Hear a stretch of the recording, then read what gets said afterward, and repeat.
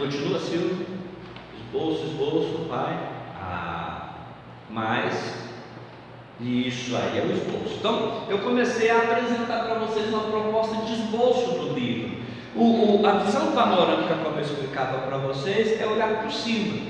Eu tenho certeza que o Marcos deve estar se sentindo tentado igual a mim a entrar nas minúcias. Isso aqui, esse versículo não serve bom. Isso, mas aí não, peraí, panorama. Quieta, vamos para o panorama. Vamos passar uma visão do todo do Gênesis, tá? O Marcos também está fazendo isso com o Êxodo, vai fazer isso com todos os livros da Bíblia, se Deus quiser. Então, continua aí, Silvio. Então, primeiro, descrição da criação, vai lá do capítulo 1, versículo 1 ao capítulo 2, versículo 3. Aí a descrição da criação. E por incrível que pareça, deu certinho, né? Que foi o final que a gente leu. Ele descansou, ele fez tudo que precisava, ele construiu organizadamente todas as coisas, ele colocou o homem nesse ambiente. Essa é a criação de Deus. A criação de Deus é perfeita. Eu quando mais novo, eu ficava pensando assim, olha que coisa legal, quando eu comecei a vir para a igreja, né? Porque já pensou se Deus tivesse feito o homem antes de ter dividido as coisas como dividiu, antes de ter feito a porção seca, separado da porção a água líquida, aonde você estaria agora? Você não seria você, provavelmente alguns uma baleia, outros um baril, mas nós não seríamos nós, não sei. Como é que vai estar dentro da água, né? Não tem essa ideia do Aquaman, nós somos gente, ou se não tivesse esse espaço, seríamos peixes. Então, Deus tem sua lógica da criação, já tem um local para ele construir um jardim, já tem um jardim para ele espalhar a partir do local para toda a terra. Olha como é que Deus ele constrói as coisas com harmonia. Então, primeiro ele fala da construção, da criação, tá? Lembrando a vocês que eu procuro ser o mais literalista possível, mas entendendo que algumas pessoas, quando criacionistas, enxergam não 24 horas cada dia, mas enxergam talvez como era, como períodos mais extensos, mas eu enxergo sempre como 24 horas. Né? Pessoa sendo criacionista e quiser colocar era, não desmerece o como cristão não, tá? Bom, vamos lá, segundo. Isso aí a gente já falou. Sim? Então vai lá. Aí nesse esboço aí a gente tem agora a criação em sua gênese. É interessante que ele vai começar a falar dessa criação, como é que foi no começo mesmo, como cada um se comportou. Então do capítulo 2, 4 ao 45 você vai ver Adão e em seu teste. Lembra do teste Adão lá? Qual era o teste Adão? Não comer de uma fruta. E é interessante você observar aí nessa história de Adão, é que ele tinha muitas opções, menos uma, né? A desobedecer a Deus e comer de quantas frutas? De uma fruta. Era um teste, era um mandamento. Você pensa que o mandamento só tem a partir de Moisés? Tem mandamento no Gênesis. Não tem mandamento no Gênesis. Ele é homem, ele carece de regras. Ele precisa de ter isso bem posto. Então você tem lá. E ele foi feliz no teste? Foi feliz no teste? Não, né? É interessante, né? Eu conheço alguns diabéticos que não podem comer açúcar. Qual é a maior paixão do diabético que não pode comer açúcar? Jesus, comer açúcar doce, oh Jesus. Mas se de repente você pudesse comer doce, seu problema fosse outro, por exemplo, com carne gordurosa, qual seria seu problema? É isso aí, né? Parece que nos apetece aquilo que não pode, né? Agostinho dizia que a pera do quintal do vizinho parece ser sempre mais saborosa. É o teste, é a nossa concupiscência, até onde aquilo pode ser aflorado em nós. Então, eles caem, aí vem a queda, a narrativa da queda. A queda atinge o homem profundamente, e atinge só o homem, atinge o relacionamento do homem, atinge o ambiente do homem, atinge a proximidade do homem com Deus, atinge tudo. A queda não foi um escorregão, a queda foi uma queda. Ele se tornou, diz Calvino, totalmente depravado. Totalmente depravado não é absolutamente depravado. Totalmente depravado é que em todas as áreas ele tem depravação. Absolutamente depravado é que em todas as áreas ele é absolutamente depravado. O homem não é absolutamente depravado, ele é totalmente.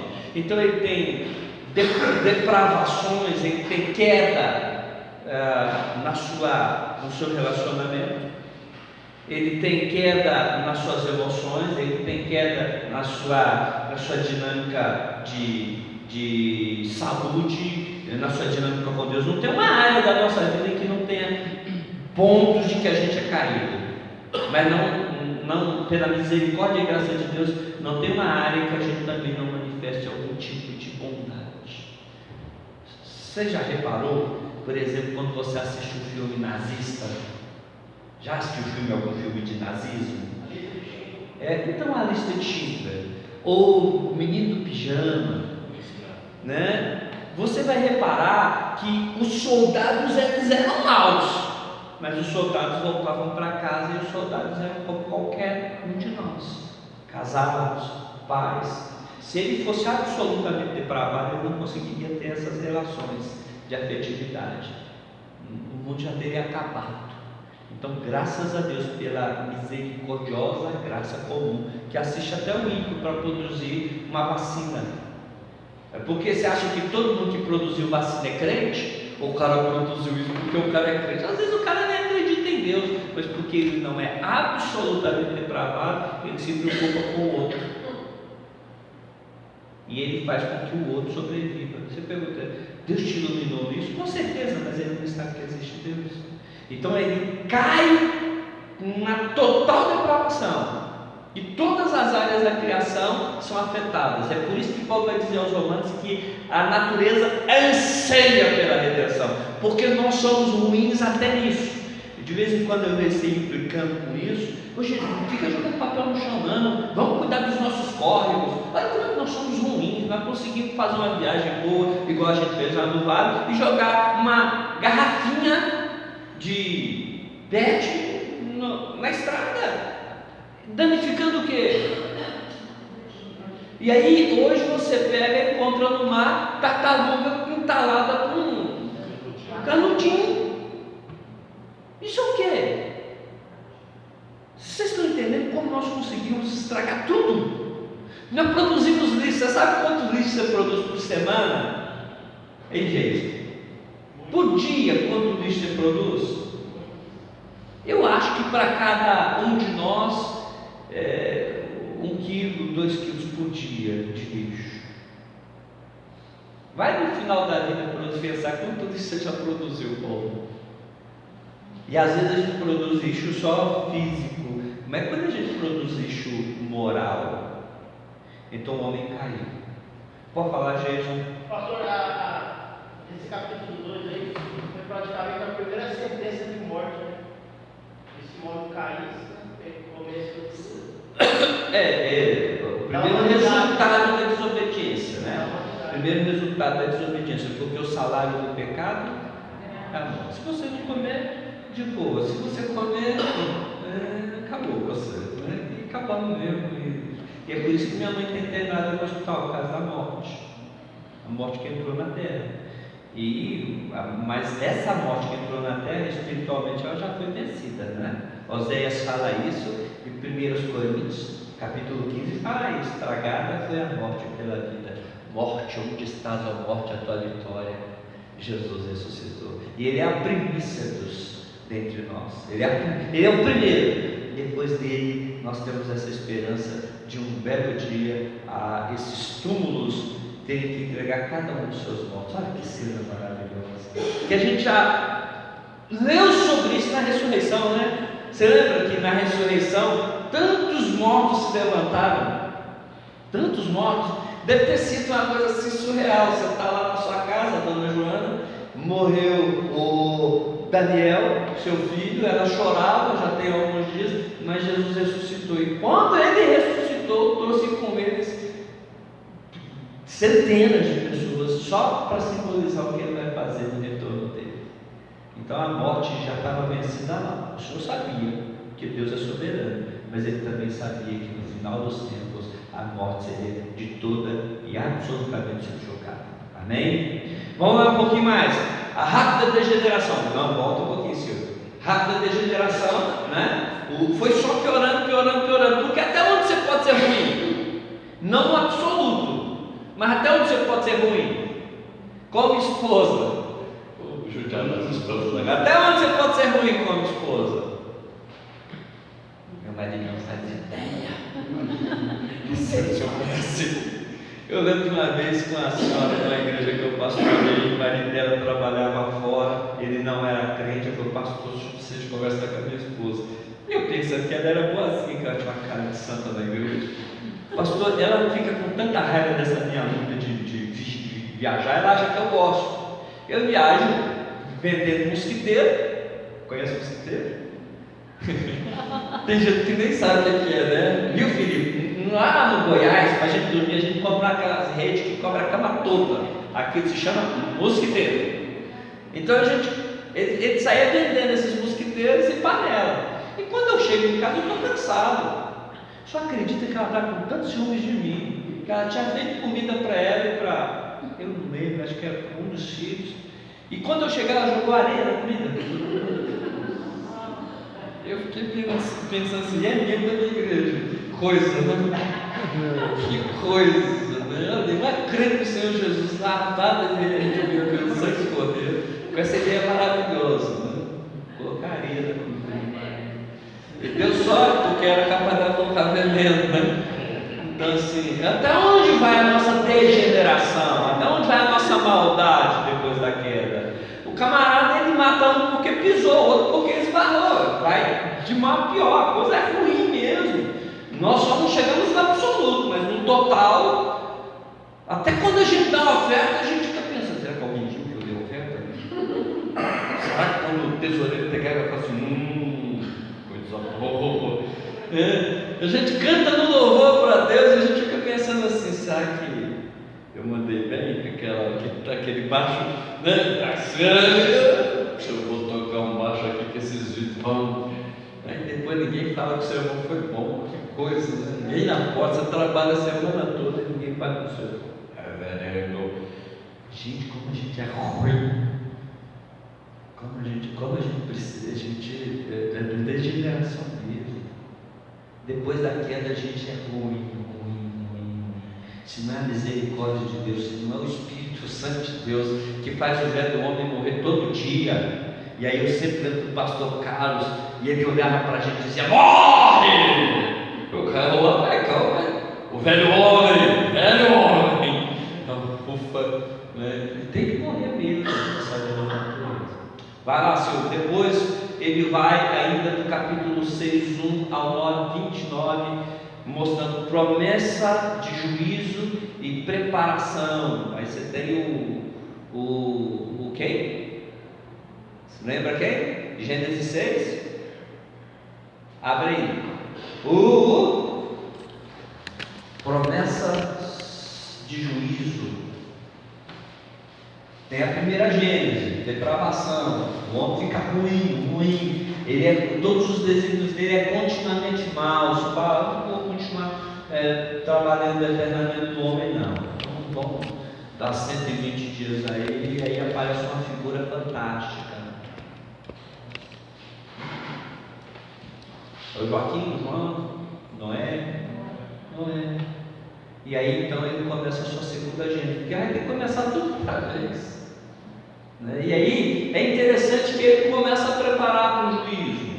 Você sabe que Noé, como é apresentado como pregoeiro da justiça, né? Então Noé não só construiu a arca, a Bíblia não dá muitos detalhes, né? Mas ele também provavelmente pregou a justiça e o juízo de Deus.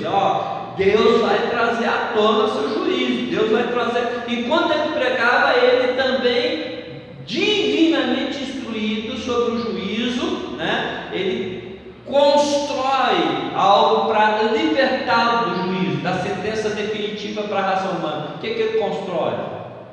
Uma quitanda? Uma arca. Então Deus que manifesta juízo também é o Deus que manifesta a salvação. O Noé está pregando contra a impiedade, está falando do juízo para essa primeira Gênesis completamente corrompida, construída por Deus, e está construindo uma arca. E aí a gente vê que quando a profecia se concretiza, quem é salvo?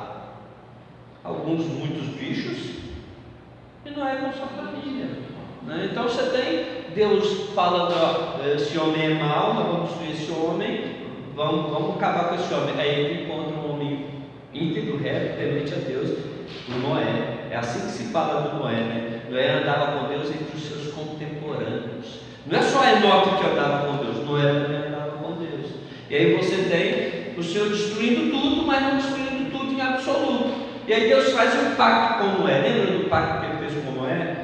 Sempre quando está chuva a gente lembra desse pacto de Deus com Noé. O que acontece quando está alguns tipos de chuva aí intensas e o sol brilha depois? Arco-íris, Deus dizendo: não vou destruir a terra com água.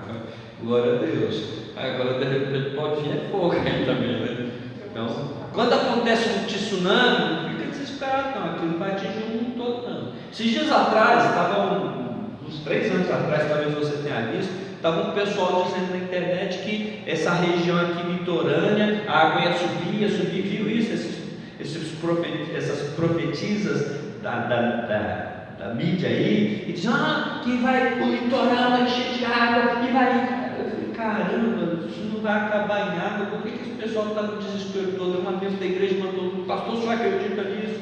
O pessoal está mais em acabar com um solzão gostoso do que numa praia, assim, né? Até pode dar praia, mas não assim do jeito que essa mulher está falando. Então Deus tem um compromisso, e Ele reafirma esse compromisso em Gênesis agora, de não destruir a raça humana como fez no dilúvio.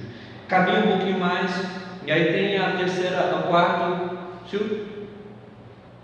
aí tem um pouquinho mais, o Gênesis pós-dilúvio, Deus novamente. Aí vem, né, as 4 nações que decorrem da família do Noé. Aí vem a nova escalada do mal. É engraçado que parece que resolveu o problema de Deus do dilúvio.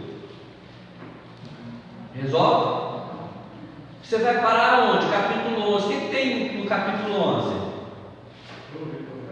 A Torre de Babel. Caramba, a gente não aprende, né? Me faz me lembrar disso, sobre esse pobre pecador que nos fala: eu vou comer à noite, e eu como e não faço mais digestão bem à noite. Mas isso é como? Só comigo, acontece com vocês. Aí eu como, exagero um pouco, né? Aquele dia teve carne, matamos um gato, eu como um churrasquinho, comi. Aí eu vou dormir. 3 horas da madrugada, o pedaço da carne está discutindo comigo. Já aconteceu com você? Não, nunca, né? Aí eu falo assim: nunca mais vou comer carne à noite assim, nunca mais. Aí no final da semana o Paulinho fala assim: tem um churrasquinho lá em casa, vamos lá, pastor? Aí parece que eu esqueci que tamanho é esse nunca mais. Aí eles começam a construir a torre para fazer o nome deles célebres. O pecado ainda estava presente no homem. Os descendentes de Noé eram vários. Como serão os meus e os teus? E aí começa toda a escalada do mal. Continua aí um pouquinho mais.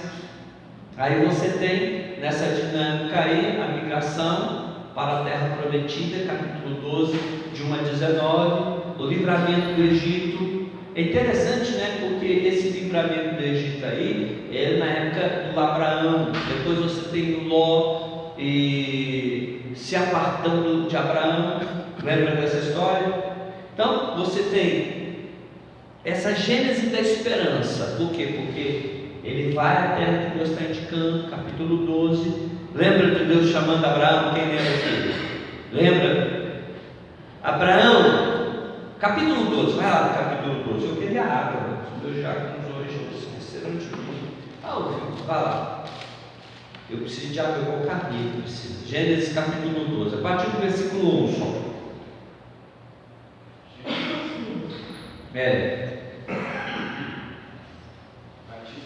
Isso. Por favor. Ora, disse o Senhor a Abraão: sai da tua terra e da tua parentela e da casa do teu pai, e vai para a terra que te mostrarei. Espera um pouquinho. Qual é o chamado de Deus para esse homem agora, nessa terra que já experimentou destruição, está recomeçando outra vez e se demonstra como má?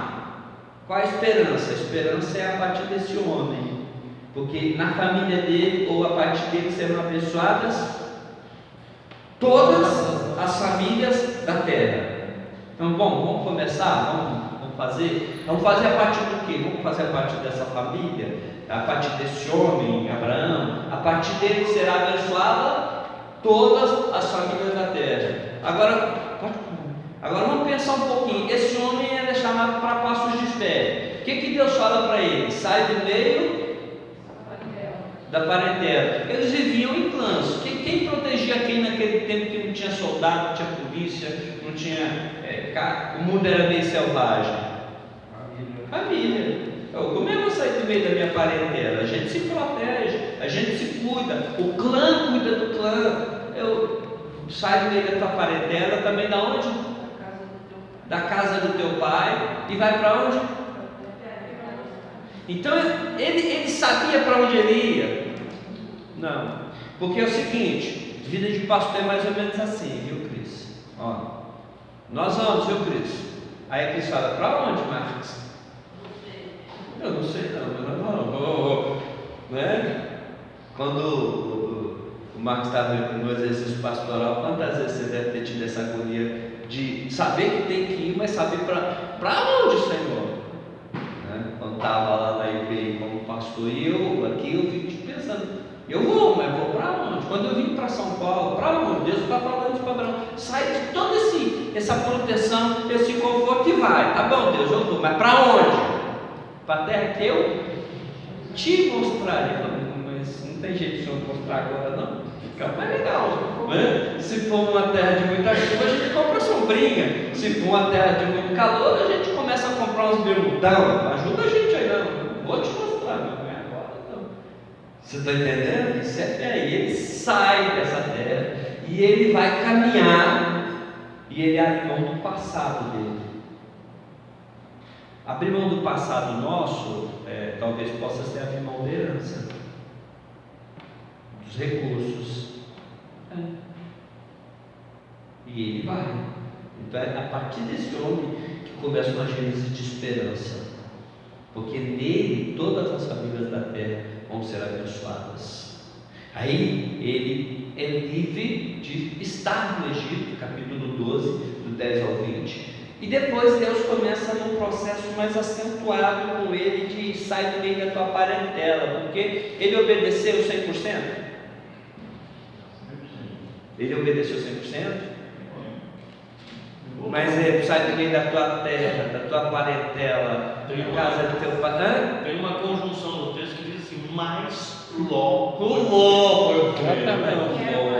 Você eu vou, mas o Abraão é nós, somos nós, é construção. E leva o Ló. Ele tem que se separar do Ló. Não, é radical, quer me deixar pai e mãe por amor a mim. É digno de mim. É radical. E ele tem que deixar o Ló. O Ló é até aqui, lembra do Ló? Ele falou assim, os nossos pastores estão se brigando aí, não vai dar. Deus estava abençoando tanto, Deus multiplicou do Ló, porque na família de Abraão seriam abençoadas todas as famílias da terra. O Ló estava recebendo a bênção, mas não vai dar para caminhar junto não. Aí ele mostra, se você for lá para a direita, eu vou para a esquerda. Se você for para a esquerda, eu vou para a direita. Se eu for para o sul, eu vou para o norte. Aí o Ló tinha que ter feito como sobrinho, né? Escolhe, tio. Mas que depressa escolheu as campinas do Jordão. E lá estavam, os locais onde outrora eram as campinas do Jordão, confere para mim, era o local onde estava Sodoma e Gomorra. Vocês estão entendendo que às vezes a nossa tendência é muito mais por Sodoma e Gomorra, a nossa tendência é não obedecer totalmente, mas é nessa caminhada que Deus vai construindo em nós a esperança. Aí depois a separação, a primeira vitória de Abraão contra os reis, ele faz aliança, mas o toque é esse.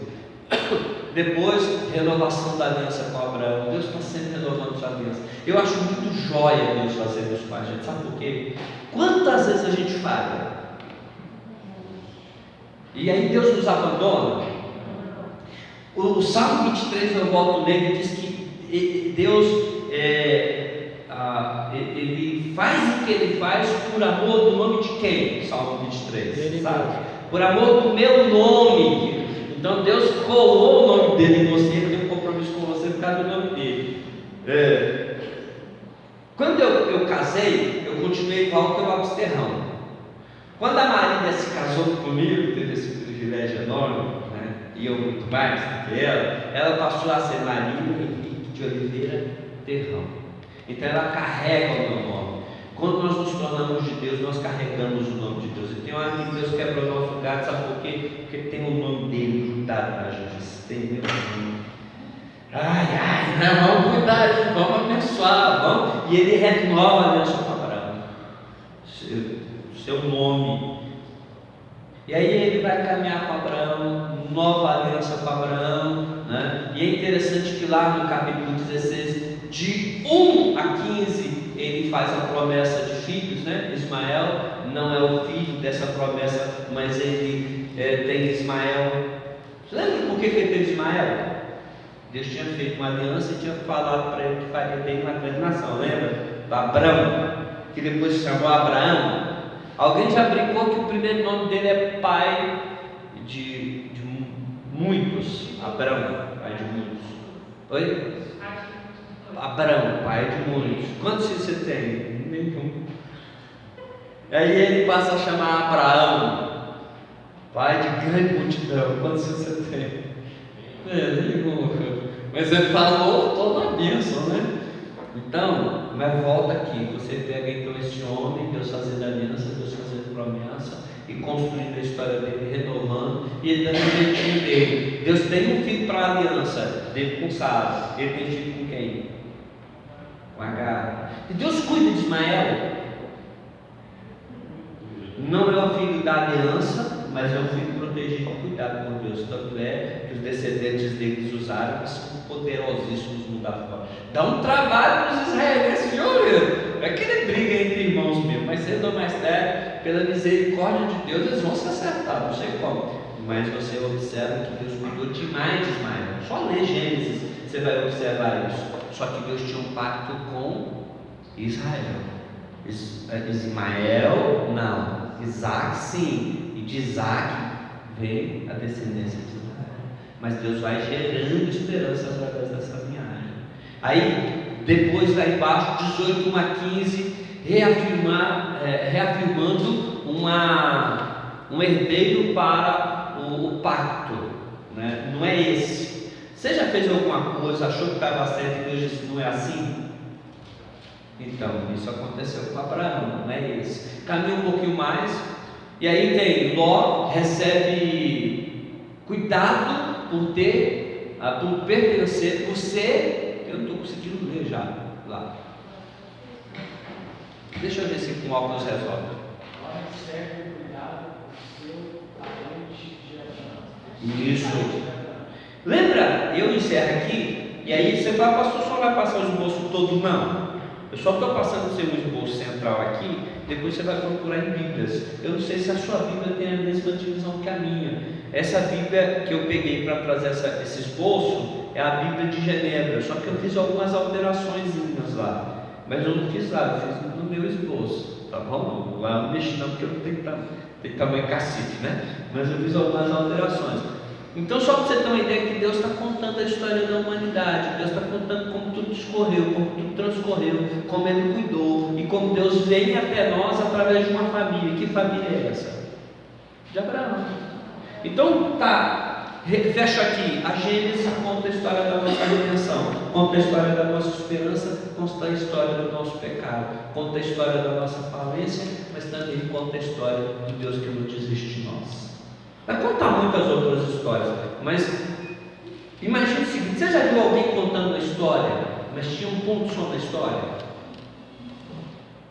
A Cris diz que não, mas tinha um foco na história central. Então, ele está contando histórias, mas qual é a história? História do homem, história da redenção. Ah, mas você vai falar de queda? Não. O homem que não passa pela queda precisa de redenção.